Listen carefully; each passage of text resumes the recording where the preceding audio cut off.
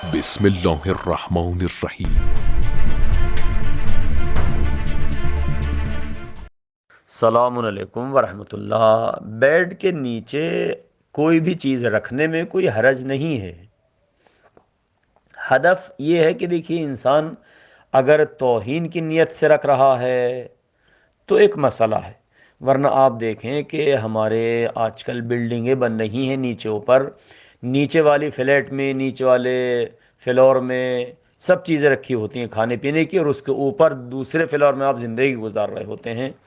تو اس طرح حتیٰ قرآن کریم کے رکھنے میں بھی کوئی گناہ نہیں ہے۔ نیچے کی فلیٹ میں رکھا ہوتا قرآن، اوپر آج کل جو چند امالے کی چند بلڈنگیں چل رہی ہیں اونچی اونچی، تو بے ذات ہی کوئی حرج نہیں ہے۔ حرج وہاں ہے کہ جہاں انسان ان تمام چیزوں کی توہین کرنا چاہے۔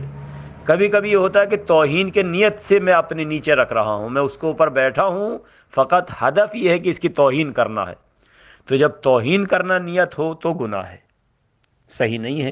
ورنہ اس طرح بیڈ کے نیچے رکھنا، اپنی بہت سے صوفے پڑے ہیں، کرسیوں کے نیچے بہت سی چیزیں رکھی ہوئی ہیں، تو جب تک توہین کا ارادہ نہ ہو تب تک اس طرح جگہ اگر باقی ہے رکھنے کی، جگہ معقول جگہ ہے، تو نیچے رکھنے میں چاول ہیں، گیہوں ہیں، یا اور بھی بہت سی کھانے پینے کی چیزیں ہوتی ہیں، ان کو رکھنے میں کوئی حرج اور کوئی گناہ نہیں ہے۔